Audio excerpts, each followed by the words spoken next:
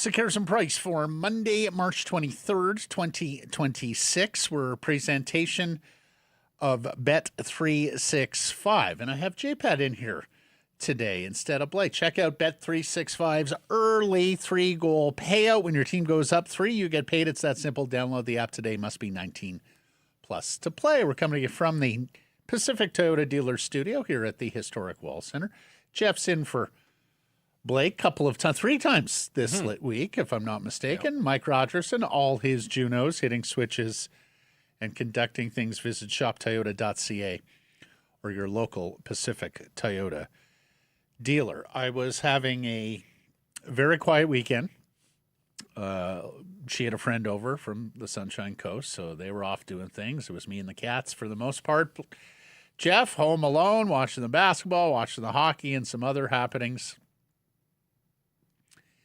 And then I think, like a lot of people, woke up yesterday and began seeing the awful, unimaginable news out of Minnesota. And before starting today, we would like to express our sadness, extend our condolences to the friends and family of Jessie Pierce, who lost her life in a house fire that also claimed her 3 young children this weekend in Minnesota. Now, neither Jeff or I knew Jessie personally, but we were certainly familiar with her fantastic work. She was a bright, vibrant, positive, infectious personality amongst hockey media who put herself and her state's hockey happenings on the map through her work, both at NHL.com and the Bar Down Beauties podcast. An unimaginable tragedy. She will be sorely missed, and we wish her loved ones as much comfort and strength as possible during these difficult times. Yeah, when I traveled with the Canucks just before COVID there in Minnesota, she was working for NHL.com, certainly was in scrums with her, small talk at the rink, exchanging lineup notes and those types of things. But yeah, I didn't know her personally, but just reading all the tributes and from her colleagues that were there day in, day out, and seeing the reaction of the Wild. Bill Guerin spoke about it. John Hines, the head coach, players. There's an incredible photo of her in the locker room on the job with one of her babies at the time. And people said it was amazing how she juggled both the home life and the work life. And when I saw that news yesterday, stunned, shocked. I was very... The tributes to her have come fast and furious. One more touching and tear-jerking than the next. I saw our old friend Glenn Gulletson made sure to start his media availability yesterday, talking about Jessie and the Pierce family and sending all of his condolences and best wishes. I'm just not sure how her husband can continue here. The poor fella who was away on a business trip by accounts and now has to come back to this. Needless to say, a lot of sad people in the state of Minnesota right now, and the hockey community rallying behind Jessie and the Pierce family. Our daily poll question today, and we're going to talk about the Vancouver Canucks because you mentioned something to us in our Friday hit about the long change in the second period, Jeff, and I just sort of kind of dismissed it, like, oh, okay, occasionally NHL teams get caught out on a long change in the second period. It happens, no big whoop, but I was absolutely floored, like just flabbergasted when I heard Coach Foote talk about the long change following the game on Saturday. We're asking, is Adam Foote one and done as Canucks coach? You can vote yes, you can vote no. Do so at the Seahawks and Price X and YouTube channels. If you didn't hear what Coach Foote had to say post-game against the Blues on Saturday, well, line changing. It's pretty elementary stuff. Okay, it's a little more difficult in the second period because it's a longer change. But here's how Coach Foote addressed the matter on Saturday.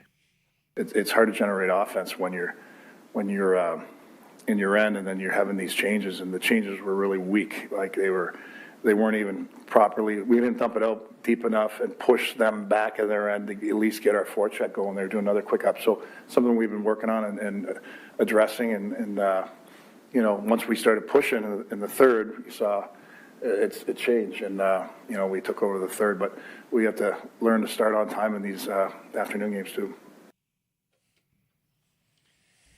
And to wit, today at practice, one of the drills changing on the fly, as Adam Kirstenblatt notes from the Hockey News. Wow. 69 games into the season, less than a month to go. Jeff, been covering this league off and on for 20-plus years. I've never heard of anything like this. Remember Rick Tocchet used to talk about poor changes, not, I don't think, in the same way that Adam Foote is. Tocchet always lamented the guys were slow getting to the bench, and that was part of the root cause of too many men on the ice penalties. But here, Adam Foote saying basically, we can't even dump the it's not. They don't understand the principles. Can't dump the puck in deep enough to facilitate the line change and then the quick up that catches them. And the proof's in the pudding, Matt. They are by far the worst team in the National Hockey League on so many levels, but.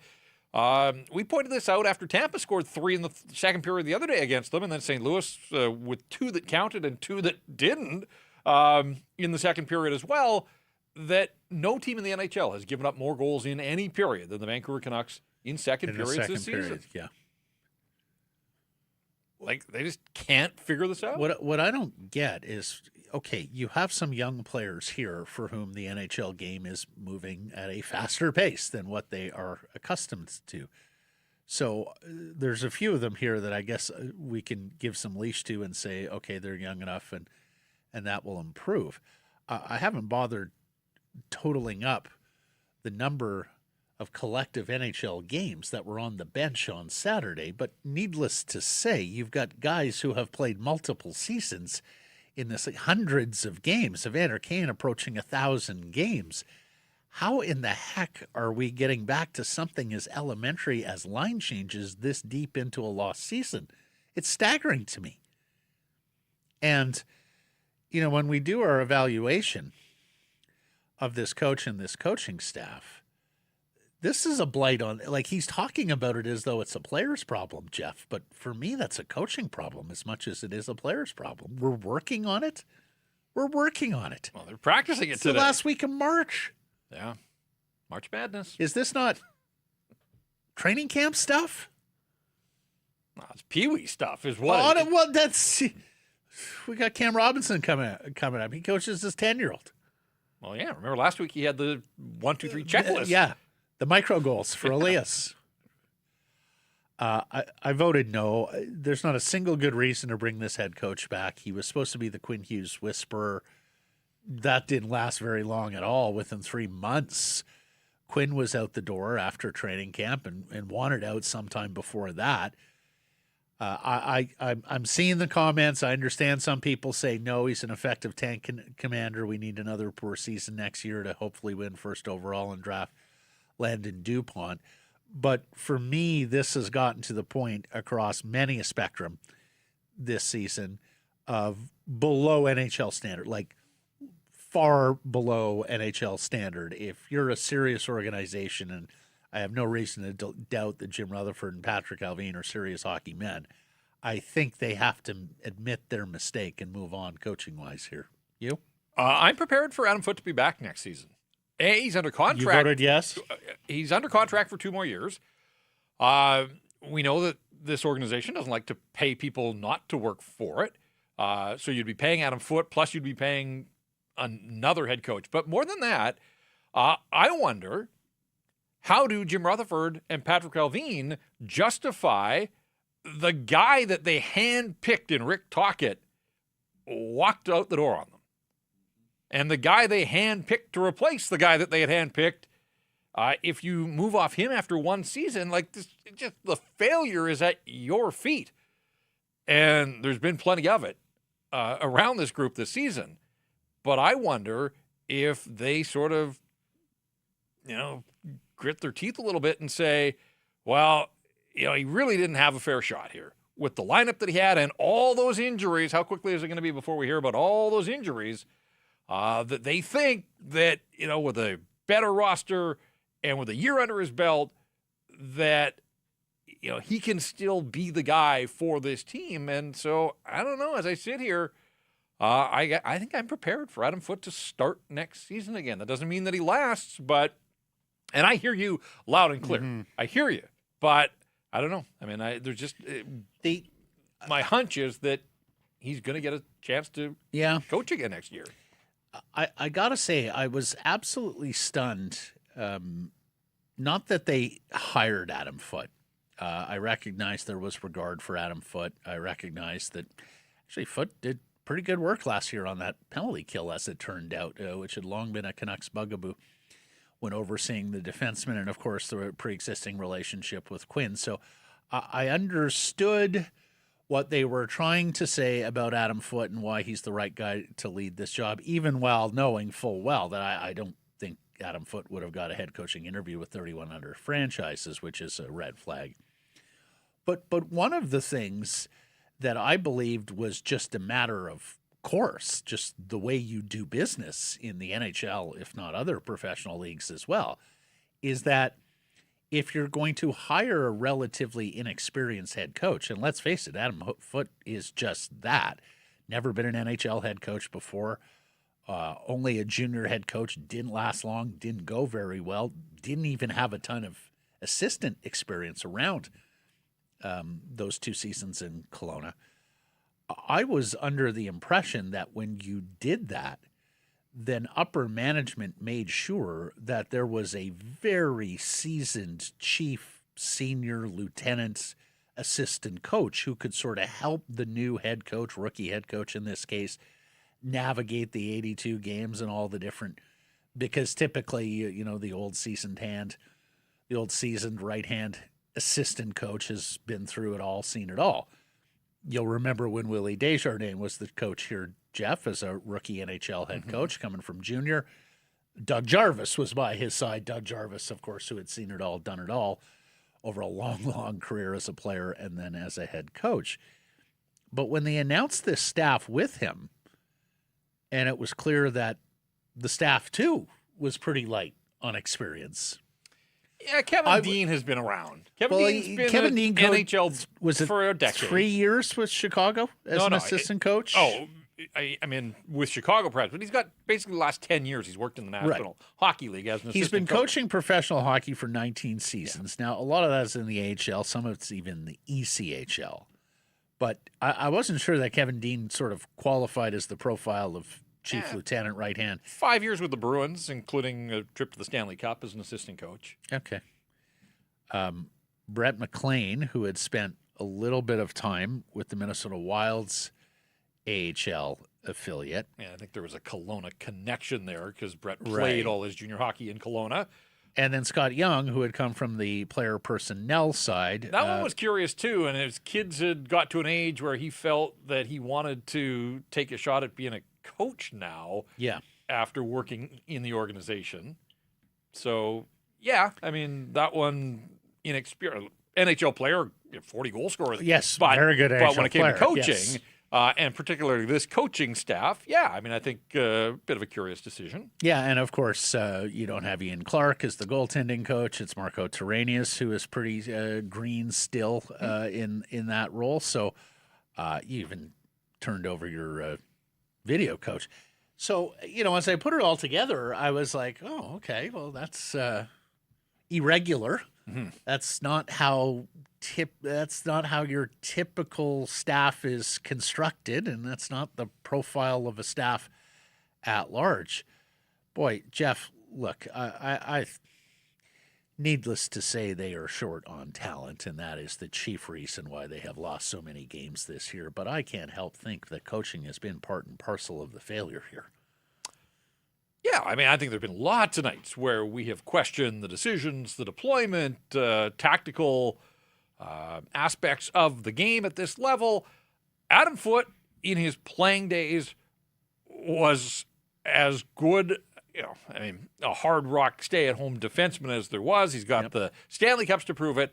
I think in his mind, he believes in the system that he wants these guys to play, but your job as a coach is to devise a system that works for the players that you've got and to be able to communicate how that system ultimately is supposed to work. And I think there have been failures on both of those fronts in terms of devising a system for this group. And also, if we're getting to game 70 and you're still banging the drum about some of these fundamentals, then there's been a disconnect, and it's shown up on the ice and on the scoreboard on a lot of nights this season. And the other thing that I see, and I see it in the comments as well on this poll, how many young players have actually gotten better this year, Jeff? Did we go through this exercise when you were in last week? Yeah, I mean, we briefly... I mean, okay, Marco Rossi's showing signs right now. Finally, he's healthy. Höglander is not improved.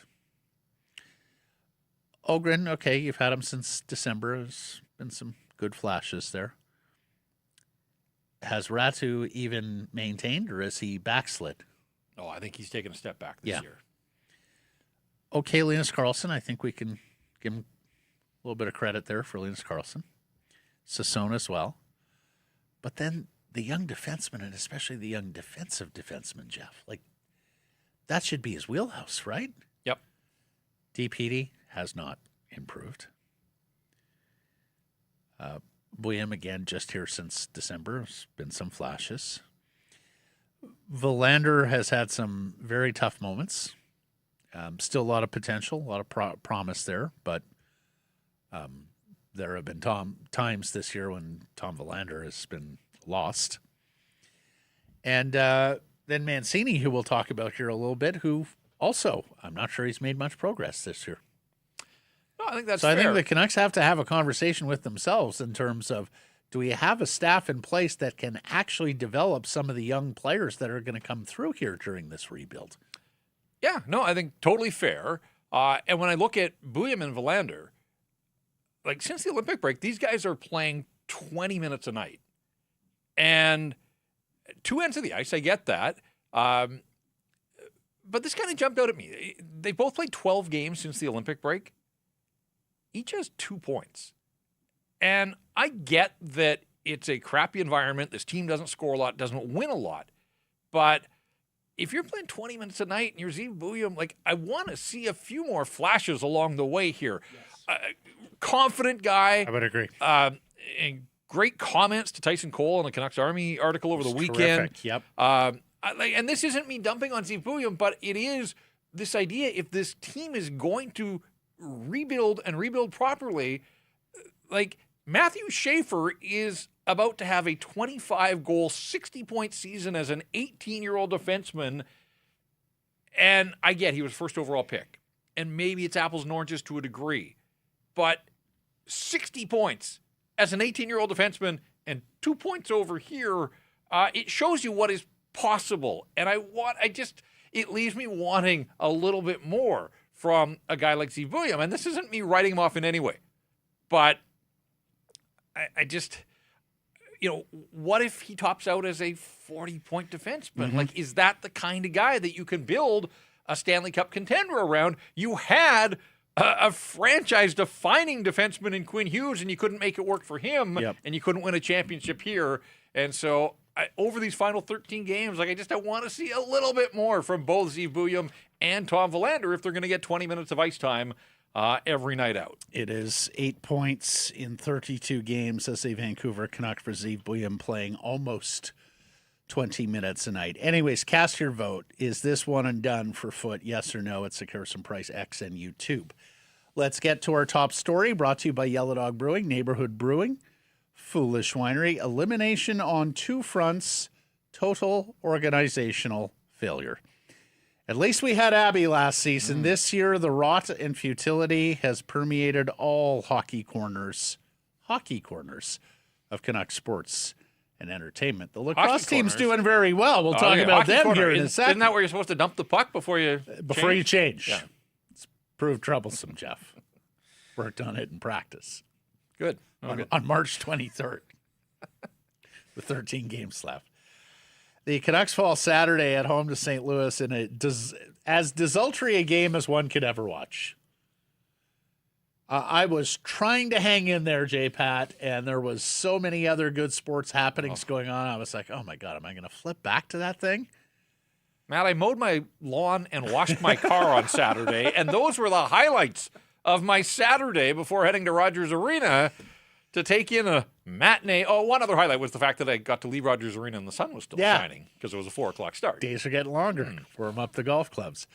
So they lose as desultory a game as one could ever watch, and then are eliminated from Stanley Cup playoffs Sunday as Nashville beats Chicago in overtime. Now, the Canucks could still get to, remember this is theoretical, the Canucks could still get to 76 points with a 13-game winning streak here, J-Pat. All those line changes, you look out. They're going to get so it right. Low. They could still get to 76 points, which in most years would be 20 points out of a playoff spot, with a 13-game winning streak to end the year. But Nashville and L.A., who are on right there at the playoff bar, they play each other 2 more times, and regardless of how those points are divvied up, both will exceed the Canucks' maximum total. So there you have it. They are eliminated from postseason contention on March 22nd. Here is the J Fresh hockey card for the Canucks season to date. Wow. Power play's been okay. Goalie has been about league average, although how does he get to the goalie being league average is something else I want to know. Last in goal share, last in expected goal share, last in penalty killing, last in expected goals against. It has been that kind of year. 21, 40, and 8 overall. Now 40 regulation losses on the season, everybody. One more, and it will be exactly half the schedule that is lost in regulation. Yeah, and 2 losses away now from 50. I mean, the 40 and then the 8 That's in the other column. By the end of the week, they could be a 50-loss team this season. 15 points now behind Chicago, Calgary, and the New York Rangers, who are all next worst. And you were expressing some astonishment. Well, they were 7 points. Yeah, at the Olympic break. Not that long ago. Remember the Olympics? The gap was 7, and they were chasing St. Louis. Yep. The gap is 15, and we're not even a month of NHL action out of the Olympic break, and people somehow were still worried that, the odd Canuck win was going to sewer their draft lottery odds. No. They're 15 points back with 13 games to go. It's not mathematical yet, but it's a lock. It's happening. It's a lock. Yeah. 8, 23, and 5 at home. That's a league worst mark. 13, 17, and 3 on the road. There are 3 teams with fewer wins on the road than the Canucks. Well, there's something. 179 goals ranks 31st. 257 allowed ranks dead last. And this might be the most astonishing stat of the Canucks season. Their goal differential this year is minus 78. That is 34 worse than the next worst team. The other teams that we're talking about towards the bottom of the NHL standings, the St. Louis's, Rangers, Blackhawks, Coyotes, they're in the minus 40-some goal differential. Canucks are minus 78. Yeah, Saturday. The Blues, I haven't checked if it changed over the weekend, but heading into the game on Saturday, they were the teams with the 2 worst goal differentials. And they still are. And the Canucks could only manage a power play goal at that. All the good work that happened on the PK last year, now 71.5%. That's worst in the league as well. And if it stopped there and you had a lot of good things happening on the farm, hey, you'd have a little bit of tonic for your wounds, right? Alas, no.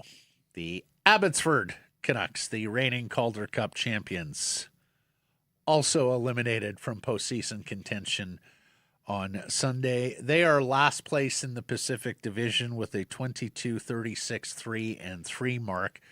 They got swept on the weekend in San Jose, falling 4-1 and 4-2 Saturday, Sunday, respectively, to the Barracuda.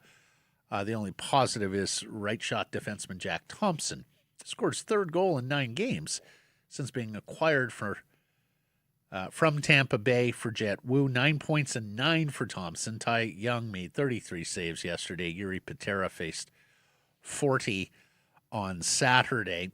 The Baby Canucks are also the last place team in their respective league, the AHL. They are tied with Iowa, so they will not be defending their title this spring, Jeff, which was a welcome distraction from the big club last year, right? It was a ton of fun, as it turned out, and ultimately they got their hands on that AHL championship, the Calder Cup. Took them a while to get the rings, but they did. Yes, that was then, and this, unfortunately, is now. And all of this comes after a second straight Saturday where Vancouver hockey teams go 0-4. Canucks lost to St. Louis. Abbey lost to San Jose. The Golden Knights fell 3-1 to Minnesota. And the Giants lost their season finale on Bill Wilms' night, no less, 4-3 to Kamloops in overtime. At least the Giants finished dead last in the BC division. They did. Yeah. Not a bit of banner year. No, if you're a hockey fan in this town this year, wow. And we should also mention, this comes one day after the dreadful Pacific Division, because here's the kicker, everybody. The Canucks are playing in the most winnable division of the expansion era.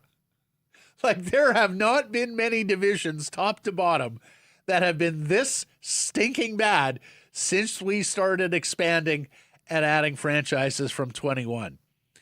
The Pacific Division on Saturday became the first division in NHL history with 6 or more teams all losing by multiple goals.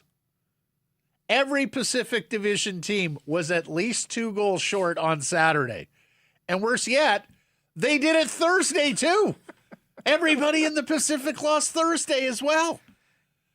Here, Mike's got the visual up for those of you on visual platforms. Instances of a division having 6+ teams and getting 0 wins on a particular night. The Pacific, Saturday and Thursday. The Central going back 4 years. The Atlantic going back 4 years. Those are post-pandemic, so it's happened recently enough. Then you have to go back to the 1982 Norris Division, where I'm guessing the Leafs, North Stars, there were probably some red dead things. That's dead things era, right? Yes. The Smythe in 81, and the West Division all the way back in 1974. And the Pacific Division almost got worse today as Connor McDavid left practice with the Edmonton Oilers. He had called the division a pillow fight on the weekend. Good on him. And that got a lot of play, but it was the other comment, which we're going to get to. Yeah, okay. There are 9 Eastern Conference teams right now that would be leading the Pacific on points. But there is good news, Canucks fans. Now that they've been eliminated, they can begin winning hockey games, as you know they'll do. Hamalytics has done the math here. Since 2017-18, the Canucks have played at a 99-point pace after being eliminated from playoff contention. Jeff, look at that. 17-10-6. Yeah, something after tells being me eliminated. that trend ain't happening. Oh, come on. It's not continuing. Have you seen their schedule? Like, St. Louis was one of the winnable games, the gettable games left. Like, otherwise, they're going to face basically every team other than Calgary on Saturday is still clawing and scratching for playoff positioning, and they've got to run a gauntlet here next, 10 days from now. Vegas, Colorado, Minnesota, Utah, Vegas again. Many of those on the road.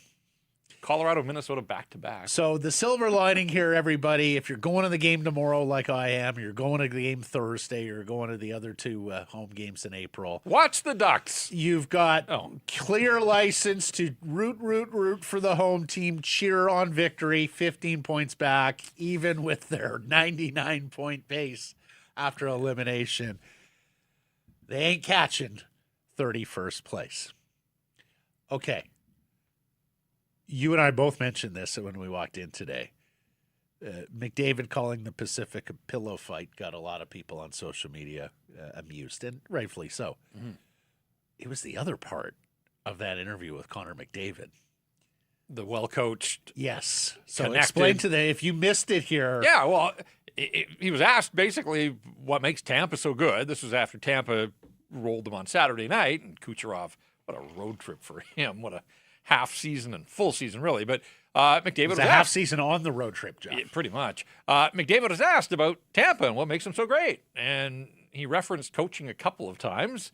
He talked about connected, the predictable, they know where they are, all that kind of stuff that a lot of people have said about the Tampa Lightning. But to me, it was the two references to coaching. And then the follow-up was, well, what do you guys have to do to get to that level? To which McDavid then went down Coaching Boulevard again and said, go ask the coach, basically.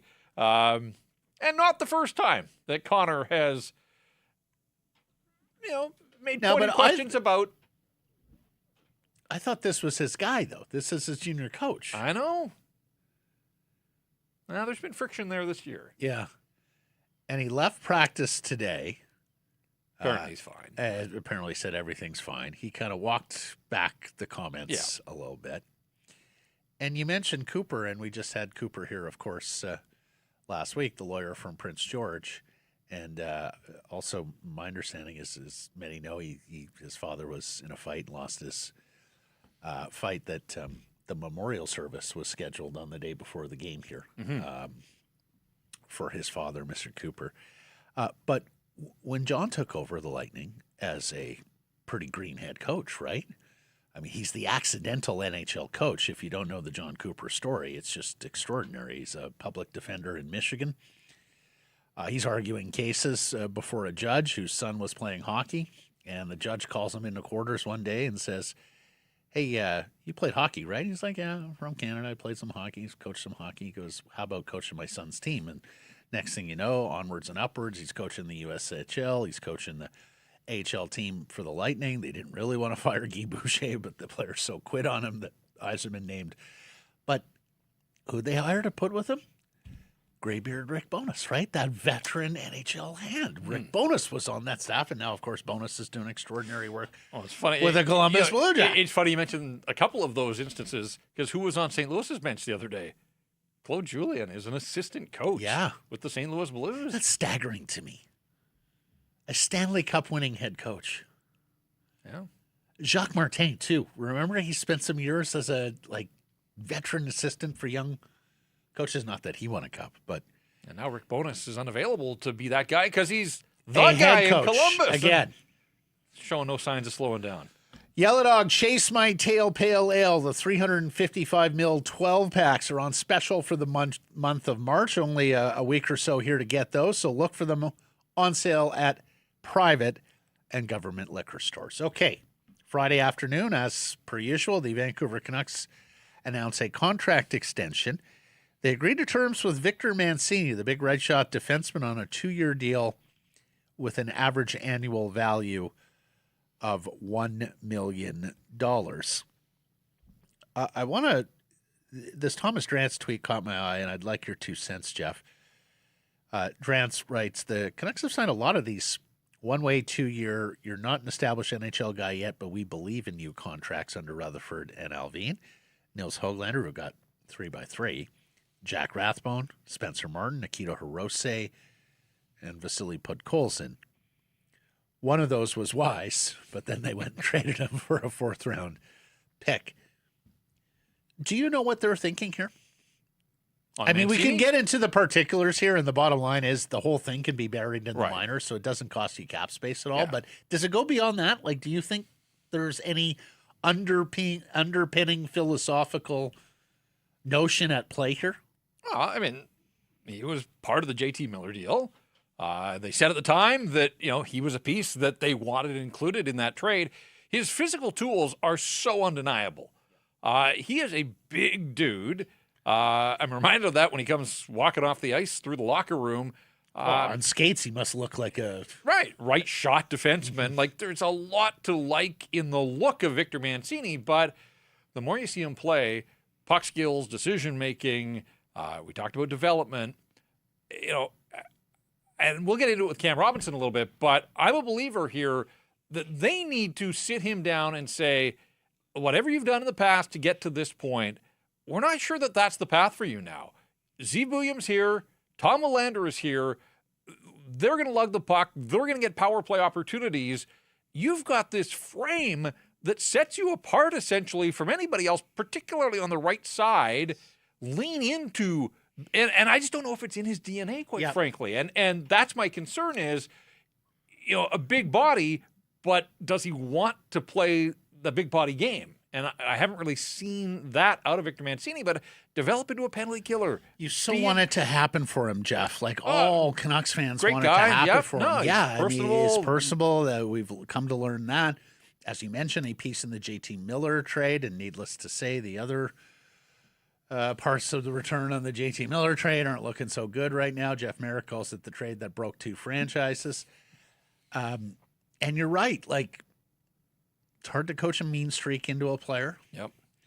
But he doesn't even really need to be mean. Just be very good defensively. Just be safe. Be simple. There was a moment the other night, and it kind of was like, this is what drives St. me Louis nuts. game or last week? I can't remember. I tried to erase the St. Louis game, but it might have been the St. Louis game. But Mancini stopped behind the net with the puck in his defensive zone. He was waiting for everybody to regroup and get one of those line changes that they've been practicing. And he had nothing but time. There was no pressure. The other team wasn't like deep in on the forecheck. He takes 3 strides to his right and then just ices the puck.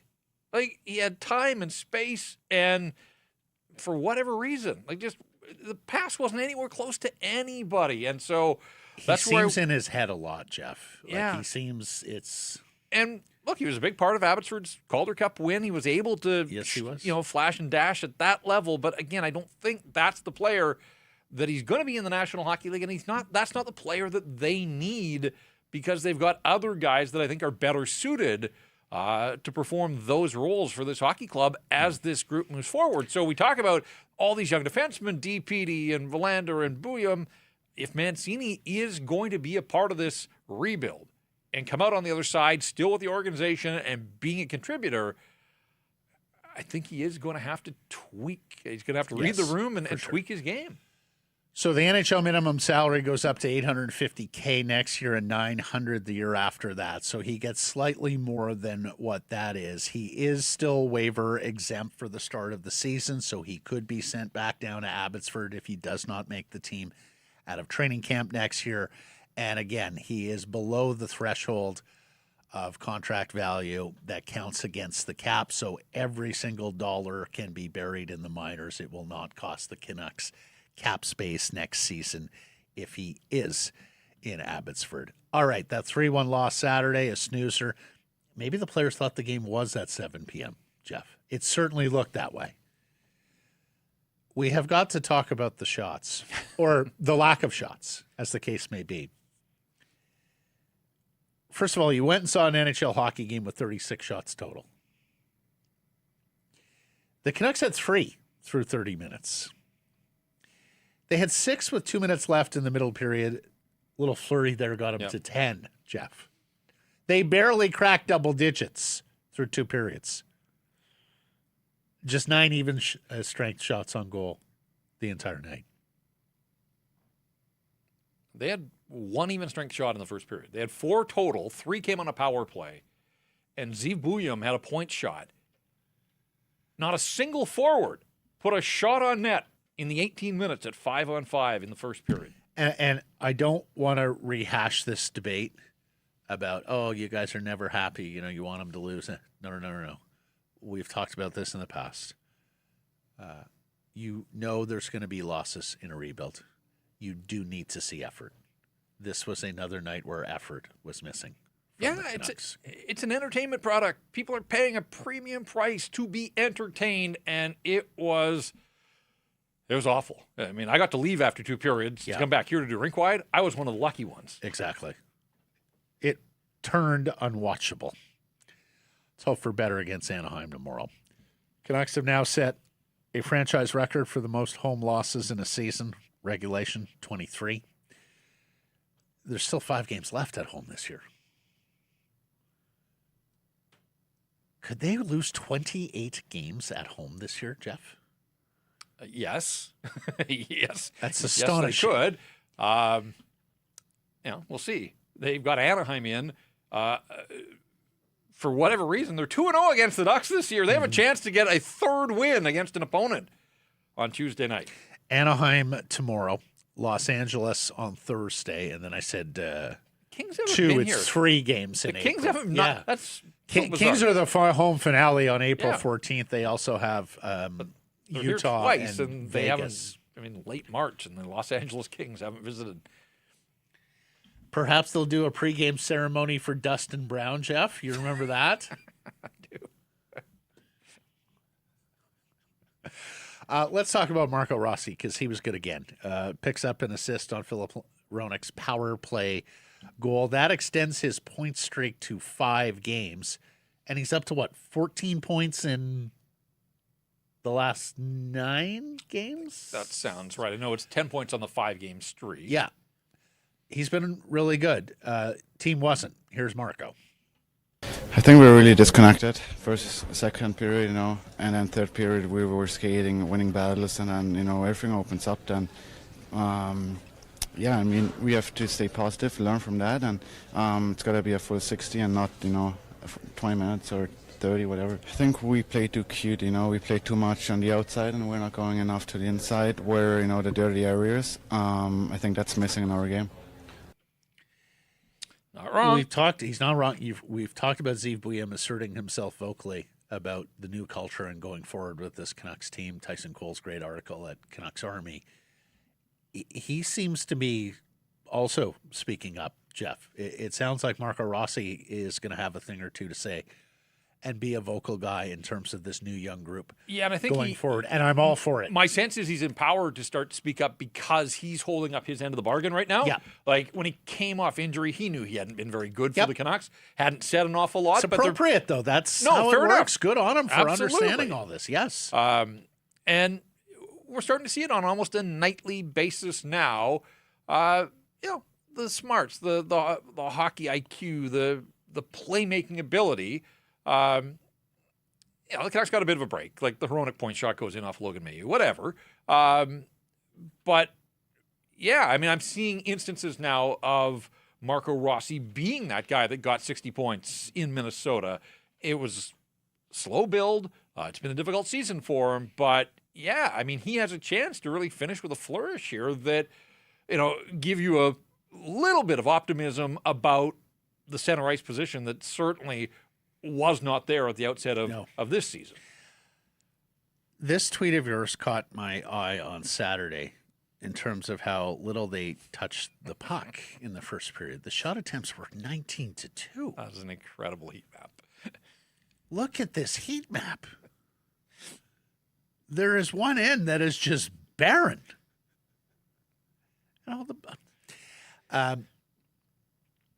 Did you bother looking at further underlines on this, or did you just wipe it from? No. On the night, the shot attempts at 5-on-5 were 50-26, so a 2-1 margin. The actual shots were 18-9, and the scoring chances were 28-13. And again, these are the St. Louis Blues. I can't even believe there's that many scoring chances. I know. But these are the Blues. Right. And no business being that one-sided, and yet. Another quiet night for Elias. It seems that 2-goal game last Tuesday was a breakout, not a breakthrough. This from Big Head Hockey. Jeff, talk to me here. Mm-hmm. For those of you who are just on podcasts, Elias Pettersson scored between 3 and 4 goals in every season between 22-23 and 24-25 on nearly or above 20 tip shots per season. So getting into the shooting lanes, the traffic areas, tipping a puck past the goalie. And, the success rate, not so bad there. This year he has only 2 tip shots and 0 goals. Could we have found something else about Elias's game that has gone completely away and he needs to bring back? Because this is a great job. It seems so. That's startling. That is, and that's not a statistic that I had seen prior to. No, me neither. So, yeah, that tells you. So he's not going to traffic Not areas. getting to the front of the net. No. When the few times he's been there, not getting his stick on pucks.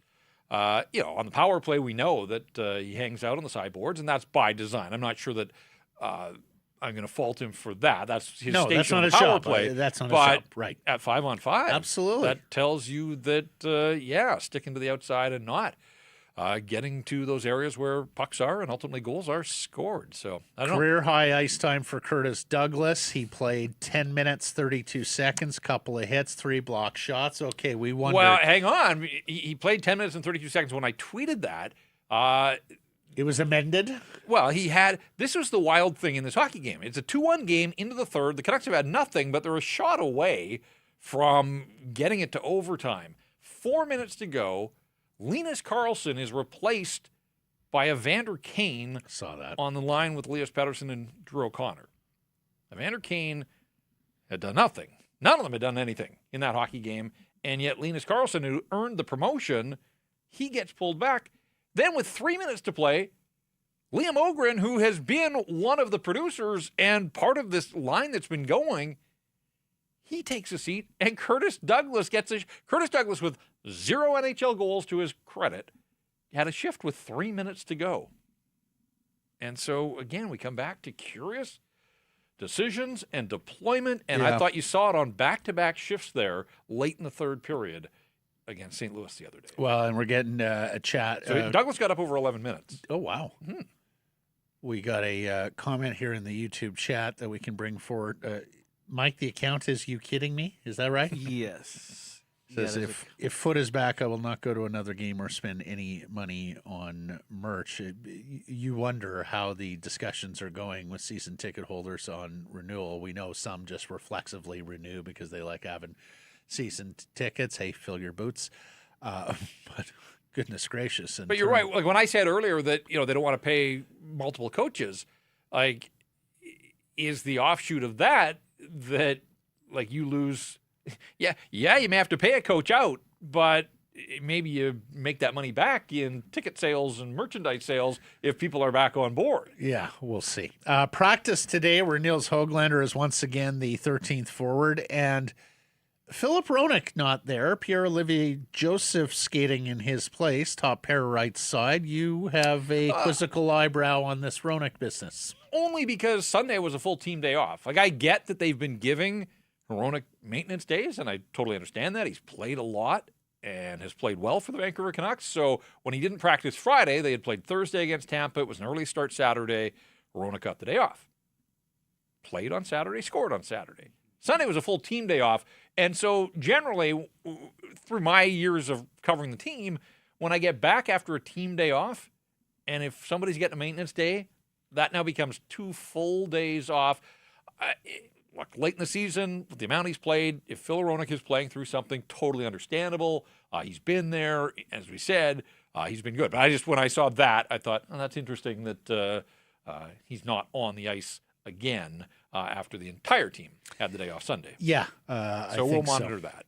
And lastly, and we knew this was coming down the pipeline, Elliot Friedman with more information on Saturday.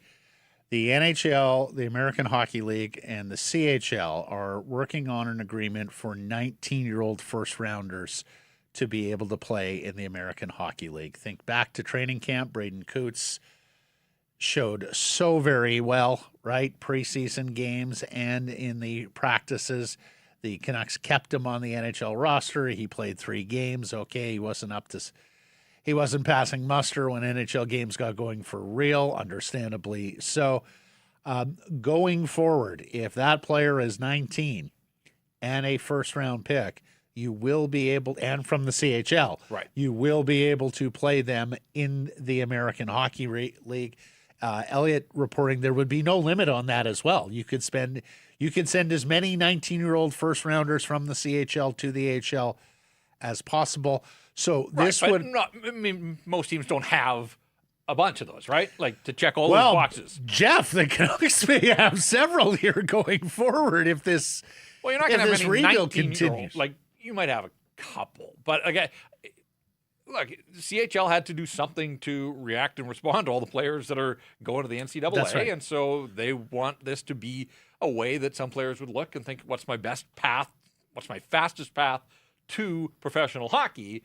And so, I feel for major junior operators having lived that life once upon a time. it's going to reduce the ability to keep star players around. But with this NCAA pipeline, I mean, that's already in the works there anyhow. There are actually a number of first-round picks this coming June who have late birthdays, would be 19 and would qualify for this. Adam Novotny, who's a big power forward out of Peterborough. Xavier Villeneuve, who's a left shot offensive defenseman out of the Quebec League. There's a few other CHL players who turn 19 around training camp or shortly after the season begins, whereby this would apply if this rule gets formalized and put into place. And, of course, as we know, the Canucks have the Minnesota first-round pick and anticipate the Canucks will be looking to acquire more first-round picks as this rebuild goes along, so we'll keep an eye on that. It's something that could benefit them. We shall see. Okay, let's get to our menu today. It's brought to you by Greta. Fantastic spot to catch all the games home and away, to pregame or postgame. You're mere steps from the stadium or the arena. And if you're planning a private event, whether that's a family party, a team party, a work party, check out Greta. It's got a fantastic space at the back of the room for you, surrounded by televisions and arcade games. Game for everybody. The food is very approachable. They're very easy, very delicious. And the staff works wonders. For more info or to book your event, go to GretaBar.com, Greta 50 West Cordova. Let the games begin. We will talk to Cam Robinson coming up here of Elite Prospects on the Canucks and on Canucks prospects, with not just, of course, young players making their way into the NHL lineup, but there are 2 Canucks prospects that are going to the NCAA Frozen Four tournament. Also, final showcases there for Gavin McKenna, Katon Verhoff, a couple of top picks in this draft. And Cam's got another name for us in terms of who to look at with that second first-round pick, the Minnesota first-round pick, this coming June. Later in the program, we'll talk some Whitecaps. They finally lost. Usually you could count on the Whitecaps to get you a win. Warriors, they have taken them out. Warriors have come to play. They're getting wins. Seahawks, big re-signing. We'll get into that. Coquitlam guy is showing very well on the PGA Tour. We'll talk a little bit about AJ Ewart as well. And baseball getting ready to go here, both J's, M's, and C's. We'll get into all that coming up later in the program. Time now for our Bet365 bets of the day. Mr. Paterson, you're on tonight's game. One game in the NHL tonight, and Jeff's on it. 15 tomorrow night, but just one at Madison Square, where the Rangers don't score. They don't win very often. Ottawa in town, and the Senators trying to make a late push here to the playoffs. They've been good in the second half of the season, and a lot of it has been on the back of Tim Stützle, who continues to produce and shine for this Ottawa Hockey Club. You can get him as an anytime goal scorer. Again, these are the Rangers we're talking about. They give up goals in bunches. Anytime for Tim Stützle. Paying out at plus 200. I'm going to the NHL schedule tomorrow, where the Florida Panthers are back home after a sojourn through Western Canada here. They have the Seattle Kraken down in South Florida. Now, we know what the first game after a long road trip on the other side of the continent can bring. We know they can be tough ones to win. Florida out of the playoffs, not much to play for. Seattle is desperate, or at least should be desperate. So I'm going with the Kraken to win the game in Florida Tuesday at plus 125. Tired of waiting for the end of the game to get paid? Ready to move on to the next puck drop? That's why Bet365, an official partner of the NHL, has 3-goal early payout. If the team you're riding goes up 3 goals at any point in the game, they'll pay your bet out early. Hockey moves fast, and now with 3-goal early payout, there's one less thing you have to wait around for. Bet365. Download the app, see what early payout's all about. Must be 19 or older. Please play responsibly. Cam Robinson coming up next.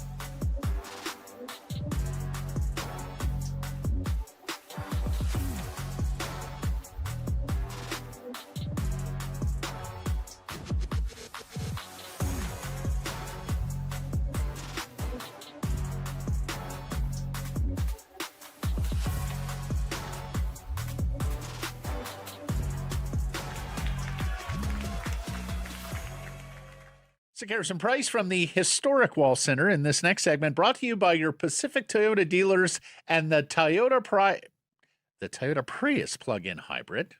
There we go. I know you're driving past those gas stations and you look up at the marquee and you go, what? Does that start with a 2? Yeah, it does. So no time has ever been better for the Toyota Prius plug-in hybrid. No compromise approach to electric vehicles. You plug it in overnight, regular plug, don't need a charger. And the next day you wake up to 72 kilometers on battery range alone. That's enough to get you downtown, to the rink, the grocery store, home to recharge. Seamless transitions here from the electric mode to gas.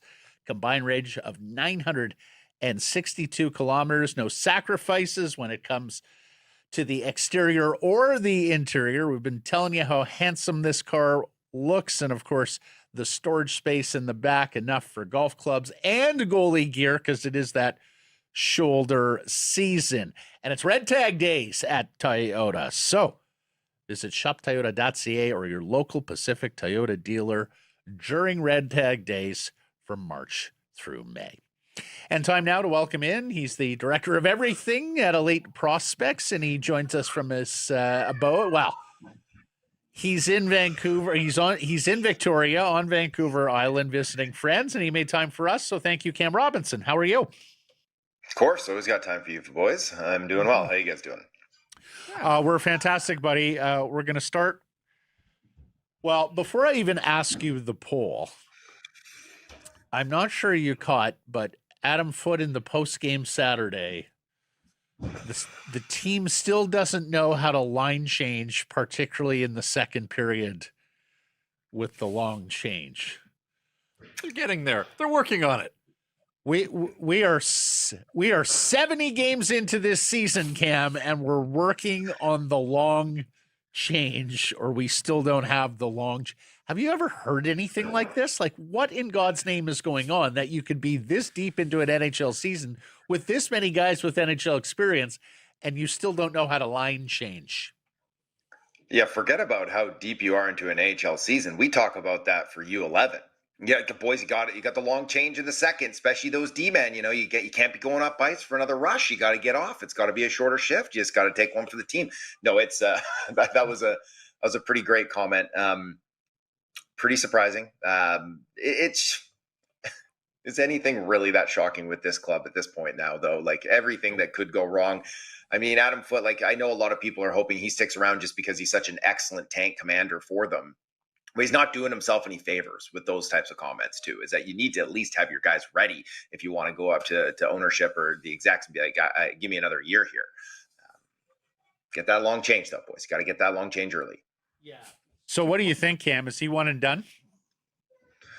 I would imagine so. But, just kind of thinking ahead of this show today, I was thinking obviously about Manny Malhotra and just what you do with Adam Foote. And you don't want to lose Manny. But at the same time, do you really want to bring in your next guy right now? Do you want to wait a minute until you have better assets in the organization? That next core group is just kind of entering into the league, and then they can be brought along. Like when the Canucks brought in Mark Crawford, right? He was kind of that young coach that was perfect for a young team that was on the upswing. If you brought him in a couple years earlier, he might not have been as effective as he was. Same with Alain Vigneault, right? You bring them in when that core group is just coming in, just starting to get their feet rolling. I don't think you can say that the core group here in Vancouver is the next core group is in-house yet. There's a couple pieces that you hope long-term will be there and be a big part of their core. But I think, maybe you want one more year of a guy like Adam Foote. But if the tail end of that is that Manny's your guy and you don't want to lose him, I think he's going to have a lot of options this summer. So maybe they do have to pull the trigger. What do I make of Manny's season and where Adam Foote's hands were tied because he didn't have much to work with? Manny had even less, obviously, because whatever talent he had seemed to work its way up the chain to the National Hockey League level. But I saw Abbotsford was eliminated from AHL playoff contention over the weekend. So truly from the penthouse of winning the championship, they're tied for dead last. They're like the parent club, too, in the AHL. I mean, how do we process what's happened on the farm in 12 months or less than that for the Abbotsford Canucks? Yeah, I think we look at last year when we're assessing Manny and what he could do as an NHL bench boss as the main guy is, what he did last year too, while losing a lot of it, a lot of his talent was evaporating upwards last year too, but he still managed to just like keep that train rolling and to win a championship with that group of guys. I think spoke to, his leadership and just, what he pulled out of that club. He really sucked all the juice and all the skill out of that group. This year didn't work out naturally. There was, obviously the parent club was weak, and so they were stealing everything, and then that diminishes what you have on the farm, and they didn't have more assets to bring up there either. So I just kind of erase that. I look at him and I see him as kind of the next guy jumping into an NHL spot. There's going to be some college coaches that are going to have a chance there too, but he is primed and ready. He has experience on an NHL bench. He now has NHL or AHL head coaching experience with a championship resume. You look at like Toronto, he's got ties to Toronto. He coached there already. There's a decent chance they're looking for a head coach next summer. Could Edmonton be looking for a head coach next summer? Could New Jersey? There's going to be teams that are definitely going to be very, very interested in Manny Malhotra. I think he's going to be interviewing with clubs. I think he'll go deep into those interview processes. And I think there's a very good chance that he could be running an AHL bench next season outside of Vancouver. Well, there may be some opportunity in the Pacific Division, Cam. Can we just punt this? But honestly, it makes what the Canucks are doing even worse, right? Like, you're not exactly in a division with giants, juggernauts that go in and just automatic 2 points. Look at this dog's breakfast, Cam. Honestly, it's like they should be relegated en masse. They don't deserve to compete in the Stanley Cup playoffs this year. What gives them the Pacific? Oh, it's ugly. It is. Imagine Vancouver is in the Central. Well, they have like 12 points on the season, right? Like it's it's hard to look at it. It's Detroit would be leading this division, I do believe, and they're not even sitting in a playoff spot in the East, right? Like it is very, very bad. I think Edmonton would be something like 12th or 13th in the East, but there they are sitting second in their division. So it is historically bad, maybe the best or the worst division we've ever seen. It is so weak, and so these things happen. It can be cyclical. We do see it. Years past, we've seen some weaker divisions in the Metro and things like that too. So you hope that they're on the upswing. You get excited about a team like Anaheim. San Jose is coming up too. So there is things to get excited about long term here. I don't think Edmonton is as bad as they've shown this year too. But my goodness, historically bad division. Hey, Cam, we saw the Canucks late on Friday afternoon, as they're wont to do, announced the extension for Victor Mancini. He gets a 2-year contract extension, and he's another one of these guys that the club is sort of betting on and hoping that there's more there, but at the same time giving him a couple of years of job security. In this latest call-up, since Tyler Myers was in limbo there and they needed defensive help, he's been an everyday and National Hockey Leaguer, but boy, the underlying numbers have not been kind. Now, that's across the board for just about everybody on the Vancouver Canucks, but what do we make of a guy that's going to be 24 here soon? He's not in the Tom Verlander and Zeev Buium camp. I mean, those guys still have lots of runway. Mancini's going to be 24 soon. What do you make of where he is and how much growth is there still? Got lots of the physical tools are there, but still hasn't proven himself as an everyday National Hockey Leaguer. Yeah, and my opinion of him hasn't changed too much. Like you mentioned, he has great physical tools, and that is endearing. And you see that, and they jump off the page. They jump off the sheet when you see him. He's big. He can skate, especially in a straight line. He has good motor. He has a big shot. Like, he has those things that you look for, and you're like, if he can just round everything together, this could be a real asset. And I'm sure that's what Vancouver, when they looked at, when they were getting him in that trade, they're like, oh boy, like this could be something for us if we can bring it together. But now, like you said, turning 24, it's the decision-making is an issue, obviously, which is a very difficult skill to improve, especially at that age. And just kind of what is he? Like, I don't think he is offensive enough to be a gifted offensive player in the NHL. And he's certainly not gifted enough defensively at this point to be a shutdown defenseman at the NHL. So it's like, I think I've said it on this show before, pick a lane. You have to pick a lane. And if I were him, I'd be like, I'm going to learn how to be heavy and shut down and kill penalties and block shots. And when I get an opportunity to rush it, I'll flash that too. And everyone will be like, whoa, what's Victor Mancini doing up ice like that? But otherwise, I would just simplify everything in my game and turn on myself into kind of that defensive back who can still skate. Whether he's capable of doing that or not, I'm not sure. But I think giving him those 2 years, doesn't hurt you, especially at that dollar figure, especially with this club. Why not? Why not? And then get your hands on them. Like, get your player development guys to be like, here is your off-season work. Figure it out. Bang, crash, block shots, kill penalties. Let's go. Yeah, absolutely. And it hurts you nothing here to give him some runway. So let's see Mancini. Let's see him every night, and let's see him get enough minutes to prove it one way or the other here. I say it all the time. If you sign a contract, you sign a player to a contract and the entirety of the salary can be buried in the minors, then I'm for that contract, because at the end of the day, the only thing it can cost you is your owner's money, not any kind of cap space. So we'll see where it goes here for Mancini. But the early returns since the Tyler Myers trade have not been good, because we all talked about, look, massive opportunity here, literally and figuratively, with Myers out of the lineup. I want to move on to Rossi for a second, because it's a good news story. He gets another point on Saturday, so he extends his streak.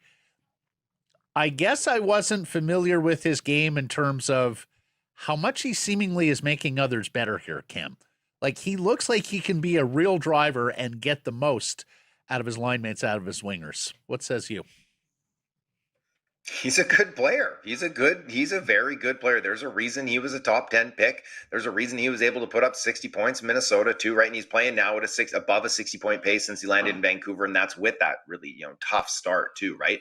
So like you said, I think it's 10-5 now. That line is looking great with Öhgren and Besser. He has speed. He has tenacity. He's built thick so he can withstand pressure and physicality and get underneath and work off the wall. Like I said, he's a very good player. The problem was that he was 5'9", but everybody I talked to in Minnesota raved about this kid and his commitment to getting better. First one into the rink, last one out. Like, he wants to get better. He wants to be like a number one center. He wants to break the mold. And you bet on guys like that have that skill, even if they're, a couple inches below what you would like, or a few inches below what you'd like. So no, I'm not surprised. I expected him to do well in Vancouver, and I expect that to continue. And if he can find like long-term chemistry with a guy like Liam Öhgren, and that could be your second line for the next core, that's going to be a good time. That's exactly what Vancouver needs, I think. And what about Öhgren? Like, we've spent a lot of time here talking about him because I think a lot of people weren't familiar with him when it was almost like he was a throw-in in this trade, and yet, he's done a lot of good things for the Vancouver Canucks. What's top end, do you think, for him in the National Hockey League? I mean, it all depends on circumstances too, right? Sure. So who are you playing with? What kind of minutes are you getting? So like the very, very top end in a perfect situation where he's playing with good players and he's getting top power play minutes, like he could score 30.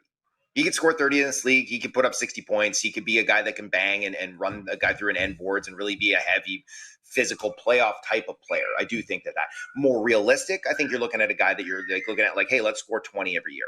Let's push a half point a game. Let's get into that 40, 45, 50 point range. And we're feeling good about our season, especially if he can contribute off puck and in different situations like that too. So, you basically, I'm describing like a pretty good top six winger to a quite good top six winger, which is kind of where I'd fall on the high end for him. Moving on, Cam, the NCAA ice hockey tournament begins later this week. We have the bracket. We'll put the visual up for those of you who missed this on the weekend, the selection show. So there it is. The Frozen Four will be held, contested in Las Vegas at the end of all of this. So there's Gavin McKenna and Penn State in that Albany regional. They'll face Minnesota, Duluth, and then either Michigan or Bentley. Is there anything at stake here for Gavin McKenna in the Frozen Four? Like, is there any capacity for him to fall down anybody's board or climb up anybody's board in what is, needless to say, a pretty short tournament? I think he can help himself out a little bit and really kind of put an exclamation mark on his season and lock that in, that this is the number one guy. Because, I've been chatting with a couple of teams, and there still are teams that have Stenberg at number one that still have some doubts about the translatability of McKenna's game. So showing up in a big stage, tight games, high pressure, if he could lead his team back to the Frozen Four like they went there last year and lost in the semis, is that I think that would do wonders for him. But my goodness, that Albany set there, that's kind of the group of death, right? Like you got Duluth in the first round, they're no joke. Like, his season could come to an end in that match. No question about it. Duluth is a very, very good team. Veteran players on there as well. And then if you do get by, your reward is the number 1 seed in the nation in Michigan, who they have played they played them hard this year. They played them very, very hard. They've taken them into overtime at least once. And so, that'd be a fun matchup for sure, but it's a tough road to Vegas for Penn State. But no, I do think McKenna, you look for him to get his points and to really contribute. And I think that everyone's going to be watching to see, like, can he up his physical game? Can he up his intensity for these big moments, which, he has maybe struggled with a little bit in the past? I sense from the outside looking in that there might be more at stake for Katon Verhoff, the erstwhile 3rd overall pick. And we talked about it on Friday. Statistically speaking, the Canucks are more likely to pick 3rd than they are 1st or 2nd. I mean, at the beginning of the year, some were saying this guy could vie for 1st overall with McKenna and then Stenberg. And now it seems like he's got quite a chase pack behind him, Cam, in Chase Reed, no pun intended, the right shot defenseman, Caleb Malhotra that we've talked about, Smeets, the big Latvian defenseman, and maybe some others. Same question on Verhoff. What are you looking for? What does he stand to gain in this tournament playing for North Dakota? Yeah, he definitely has more. I don't want to say he's struggled in the back half, but it's been more difficult for him without a doubt. It's getting points has been difficult. He had a really tough, conference tournament game there when his team lost. He several mistakes ended up in the back of the net. So I don't think it changes the projection so much. College is hockey. College hockey is difficult. College hockey is very, very difficult. He's very, very young. He's been one of the best players on one of the best teams in the nation all season long, and he's played a big role in that team, obviously. He also is finding that it's going to be hard to keep that going throughout a season. I think we're seeing that from a lot of freshmen outside of a guy like Gavin McKenna. So I think that, yes, there absolutely is a lot on the table for him to show up and really be staunch defensively. I don't really care too much if he doesn't get even strength points at this tournament. I want to see him really close it down and not be a liability out there defensively. And then I think the big moment after this is that he should have the U18s as well to kind of have that last, hey, now I'm playing against my age group and look at how I can dominate. I'm not playing against guys that are 22, 23 years old anymore. Here's where I should be playing and look at how good I am. And I think that will be the lasting impression on scouts' minds. I talked to an NCAA source there on the weekend, and, we were both saying now it's been a bit difficult for him, but neither one of us think that really changes the projection. He could still be a monster. I do expect he's locked into being a top 5 pick. But you're right. There is definitely competition there at number 3. As we talk about guys that might one day be Vancouver Canucks, a guy that's already in the fold, 6th round pick, Anthony Romani, looks like he had a pretty solid season with Michigan State, 14 goals, 27 points in 35 games. Spartans taking on UConn this weekend in their first tournament game. What do the Canucks have in Anthony Romani? He's good. He's a talented player. We saw, right? He put up massive totals there in the OHL during the year they drafted him as a +1, and then took a little bit of a step back. So like you said, very, very good with Michigan State this year. He's he played with Eric Nilsson and Riker Lee on that all freshman line for the majority of the season. And they were great. When I was out there, they were awesome. They were one of the best lines in both games that I saw. He's a year older, but basically the same production as first rounder Riker Lee, who I'm quite high on. So UConn in the first round, they're no joke. UConn can play, they could upset, but at the same time, I've got the Spartans as my pick to win the whole thing. So I think he's got a few more games left in the tank here, and he's going to play a big role. They kind of flip between them being the second or third line. They usually end up getting kind of second line minutes. So he's going to have another opportunity to show big on some big stages here. I imagine he goes back for another season, and then Vancouver looks at bringing him out. Yeah, and Lee's a first-round pick of Nashville from last year, and Nilsson is a second-round pick of Anaheim a couple of years ago. Has looked good in the World Juniors in the past. So, yes, a very attractive line there for Michigan State, and interested to see Romani because he's really, he's far exceeded his draft position over these last couple of years. Finally, Cam, the Ruck Twins from Osoyoos, they wind up leading all of CHL hockey in scoring this year. Tops is Marcus. Second is brother Liam. We've talked about these guys. We've talked about how their draft profile is, it's not quite top of the tops, but You tell me, once this season is done, and of course they're playing for a very good Medicine Hat team that could easily have a big run here in the WHL playoffs, like how high could these kids possibly go, and how concerted an effort do you think a team could make at the old Brian Burke Sedin, where they try and manipulate draft picks to take both Liam and Marcus Ruck? I think it's very plausible. I do. I think that if a team really believes in them, then they will try to get both. Because it just makes sense to try to get both. So if you believe in them and then you have the assets to do it, which there are several teams that do have the assets to pull that off, or to maybe do a little deck shuffling and get that second pick for it. I think that at this point they played their way into being both top 40 picks.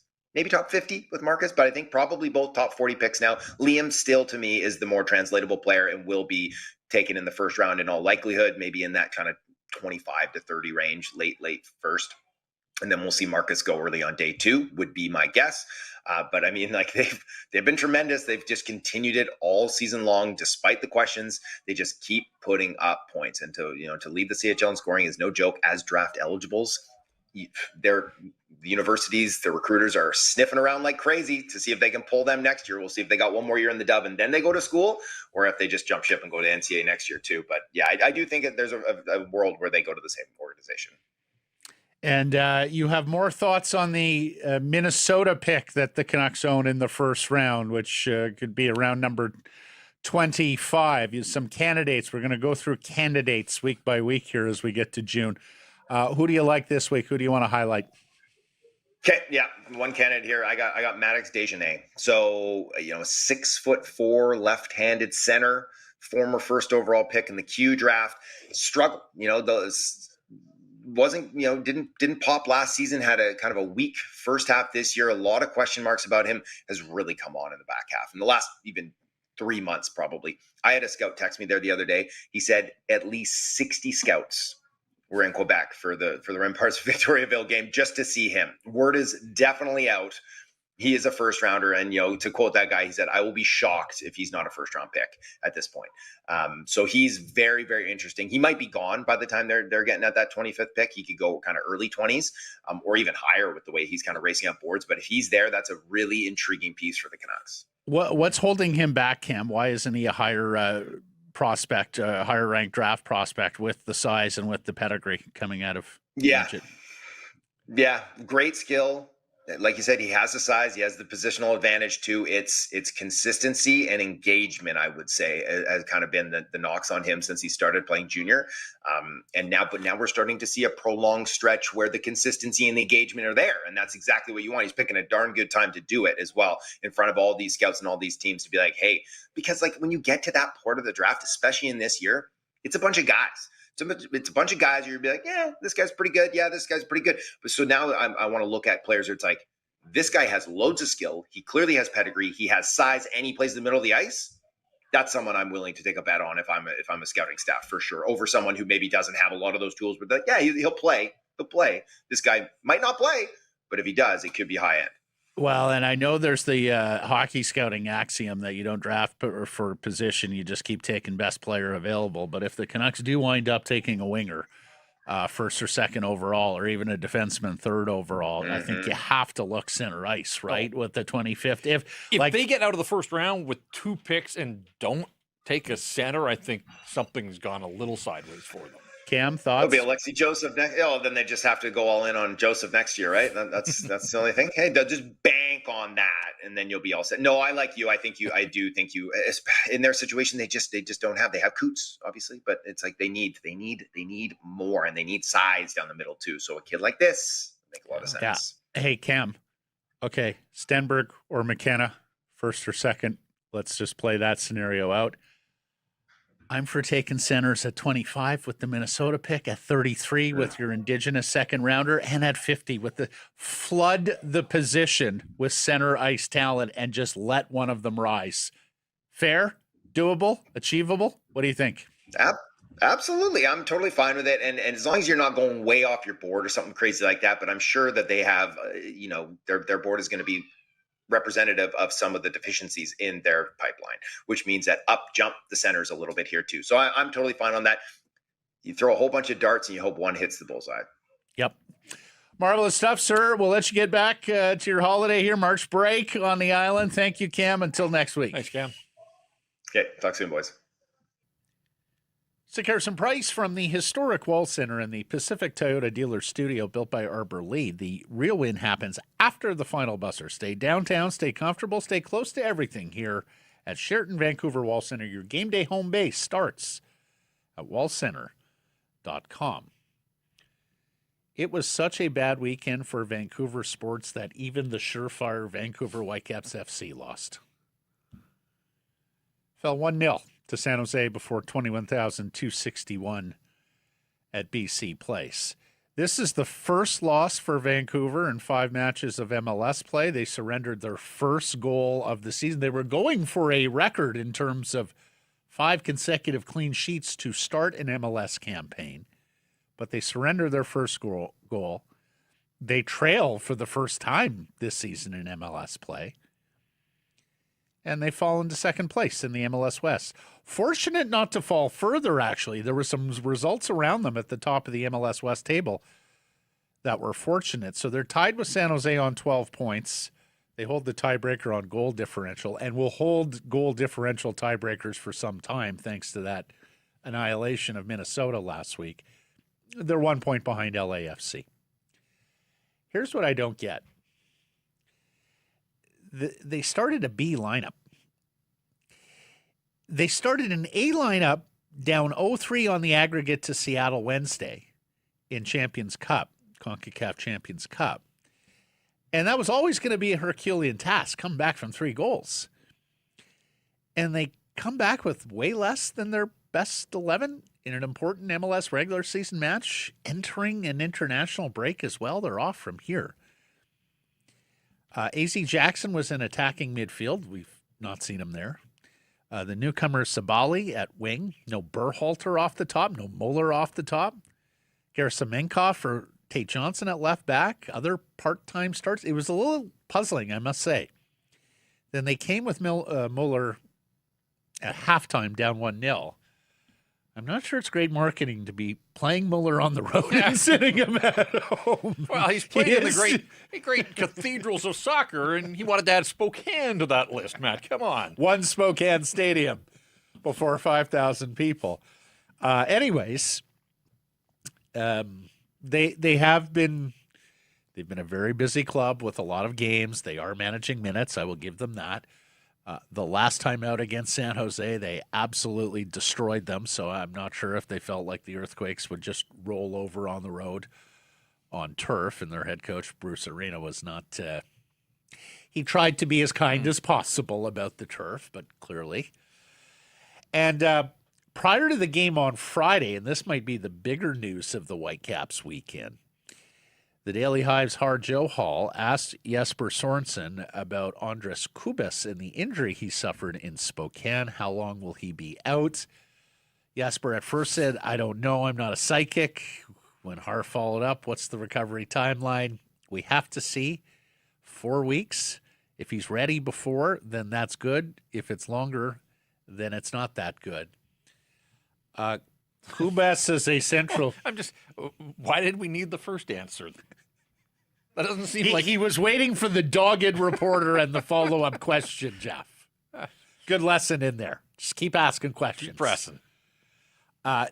Needless to say, Andres Kubas is a vital part of the Whitecaps operation, the destroyer there in defensive midfield. He has been a sublime player for them for a number of years. He's an international as well, so I'm sure he's thinking ahead to Paraguay and playing for them at the World Cup. So we'll see how we'll see how they do without Kubas, but needless to say, the sledding is going to get a little tougher. They're now off on this international break. The next match is April 4th at home versus Portland, and that begins a 4-game homestand. We have talked about it several times this year. It is an extremely home-heavy schedule in the early going for the Whitecaps because, of course, they are going to lose access to BC Place and play a lot of games on the road during the World Cup in June. Vancouver Warriors. Here is the franchise we're going to hold up, J-Pat. We're getting behind the Warriors. Absolutely. We were getting behind the Warriors. We are and all so Warriors. Yeah, absolutely. And so is the community. Yeah. They went into halftime Friday, tied 4-4 with the Ottawa Black Bears. They emerged after 4 quarters with a 10-8 victory before 10,003 fans. They broke the 10,000 barrier. That's not insignificant. It is not insignificant. Well done to everyone with the Warriors. And that clinches them a playoff spot in the National Lacrosse League postseason. And coupled with the Saskatchewan loss in Toronto, it moves them into a first-place tie with the Rush atop the league. Keegan Ball, he led the way for the Warriors, 8 points, 3 goals, 5 assists, and he's making a case to be the NLL MVP. The Warriors head into a bye week, just 3 regular season games remaining. They are at Buffalo a week from Saturday. Remember, that's where they lost the NLL final last year, before returning to Rogers Arena Friday, April 10th, and concluding their season also at home Saturday, April 18th. So there's a couple more opportunities to see them in the regular season. You will see them in the playoffs at Rogers as well. Next time you're chatting with our friend PJ, who actually I think is in on Wednesday, if I'm not mistaken. He is. He took his daughters to the game on Friday and couldn't stop talking about it. We had nothing to talk about in the first period of the Canucks game on Fresh Row. Right. And he was still buzzing about, and he said his daughters absolutely loved it. And I have heard nothing but fantastic things about the live experience for the Warriors. I went to their at playoff game Rogers. last year, and same thing. I had heard all about, but I kind of wanted to experience for myself, and they put on a hell of a show. do. The game presentation, they didn't win the game, but that didn't seem to dampen the mood. I hope that 10,003 is just kind of getting on point here. Like, I'm curious to see how far they can push it in terms of the people that they can put through the doors down there. Well, I think you hit it there, Jeff. For several years now, it has been a good night out. Lots of fun, cheaper concessions than at a Canucks game. Young people, they attract a young crowd. It's been a good young party. Now you're actually getting the results and looking at the scoreboard alongside all of that and projecting the team forward because they've done some winning. I mean, for years, we barely even acknowledged the Warriors on this program because they were just the saddest franchise in the NLL. They had no winning history to draw on. There was nothing exciting about the club. The last year plus has really flipped the script. So get on out there Friday, April 10th and Saturday, April 18th. And then, of course, the playoff game as well. So a minimum 3 opportunities here to see. Now they have me charting the Saskatchewan Rush and what they're up to to make sure that they're keeping I'll be pace. checking in on NLL scores next weekend with the Warriors off. Adam Schefter reporting that Jackson Smith-Njigba has reached a contract agreement with the Seattle Seahawks, 4 years, $168.6 million. It makes him the highest paid wide receiver in National Football League history. The deal averaging $42+ million per year and $120 million guaranteed. Both are records for any wide receiver. We knew this was coming because they had exercised the 5th-year option on Smith-Njigba. He was the Offensive Player of the Year at NFL Awards. They have also exercised the option on cornerback Devin Witherspoon, which Schefter says is a precursor to a huge deal. So be prepared to see those sorts of numbers.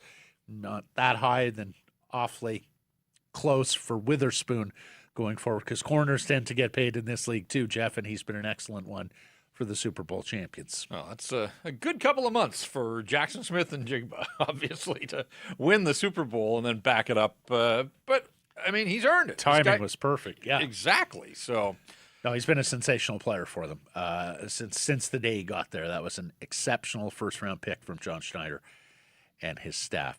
Matthew Fitzpatrick bounces back from that second 1 week ago at the Players to win the Valspar Championship in Florida.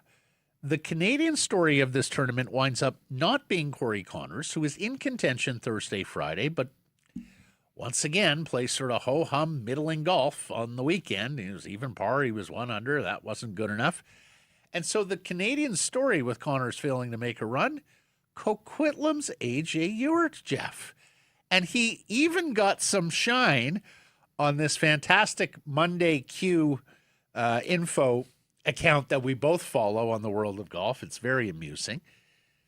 As it writes, really impressive start to the season for Canadian A.J. Ewart. Played at a small university, Barry University. I believe it's in Florida, but it's not a big school. Has never played a Korn Ferry Tour event. Only had the 2 PGA Tour events before getting his card this year through Q School, and those were Canadian Opens, where, of course, they extend invites, sponsors, exemptions to a lot of Canadians playing on mini tours or amateurs. Yet he's now made 6 of 8 cuts. This was authored before he finished tie for 11th at the end of the day. Thought he might make a top 10. And he's going to move up to like 64th or so in the points. Really solid. You know the Ewarts. You know his dad, Brad. Yeah, absolutely. Worked with Brad. Brad's done everything in the world of golf. He's a player himself. He's been a pro, teaching pro. He runs a kids tour out in Burnaby these days. Had a TV show at one point where he traveled the world. He went to some of the greatest places. It's just a great story. And 6 of 8 cuts so far. A pair of top 15s on the PGA Tour as a rookie in those 8 events that he's played. He is officially 65th in FedEx Cup points, and he pocketed $211,000 yesterday. I've been looking at some of the prize winnings for him week to week, knowing that this is a guy who, wasn't even on Korn. I mean, this is life-changing money. Is he into the Masters? No. Okay. Does he need to? Do you know? Because I know you track this. I think he'd have to win. All right. But yeah, I mean, look, he flamed out at the Players a week ago, and totally unfazed. This is a bounce back. So right back on the horse, and we know that TPC Sawgrass has got the better of a lot of players through the years, so he'll learn, and I'm sure he'll get more looks at it in years to come. But I mean, this is just really I would say, and we're not even through the month of March yet, but you got to think that he's going to be in the discussion for Rookie of the Year. PGA Tour Rookie of the Year, absolutely, with the way he's going. So good on AJ. We'll be following his progress week to week here. Toronto Blue Jays make some news as well. They extend field manager John Schneider and general manager Ross Atkins. It's a 2-year extension for Schneider, the former Vancouver Canadian skipper, through the 2028 season. He was going into his final year, and it is a 5-year extension for the general manager Atkins through 2031. And Major League Baseball held their spring breakout games for top prospects this weekend. They started this a couple of years ago. They basically get every organization to centralize, if not all their best prospects. Maybe you're missing a few here or there, injury, arms, things like that. And they get them to go out and play a game against another team's collection of top prospects. Maple Ridge's Tim Piacentine started at DH for the Jays in this game. He's a third baseman by trade. He was selected in the 5th round of last year's draft from a baseball academy in Alberta. A couple of former C's are on that list too. Gage Staniford, the starting pitcher. Sean Keys participate. Arjun Namala hitting leadoff, playing shortstop. And a future C there, and Juan Sanchez, an infielder that the industry is very, very high on, was also a part of this Blue Jays group. Also got some news in terms of minor league injury designations. Victoria's Sam Shaw is going to start the season on the IL, recovering from surgery at the end of last season. You remember he was promoted to Vancouver from Dunedin last summer. Canadian pitcher Connor O'Halloran, who had been with the Seas, is also going to start on the IL. He is coming back. He's almost all the way back from Tommy John surgery. The Vancouver Canadians, their season starts April 3rd. The home opener at the Nats, celebrating 75 years, goes Tuesday, April 7th at 7 p.m. Get your tickets, 604-872-5232 or CanadiansBaseball.com. That's coming quickly. That's like 2 weeks away. A couple weeks away here from baseball out at the Nat. Results of the poll question from Friday. We asked you, would winning the draft lottery be the biggest day in Canucks history? Did you see the results, Jeff? I didn't. Yes or no? What did the people say? It was close. I'm going to say no. They said yes. Oh. Late Fleury got yes over the top. 53% wound up saying yes.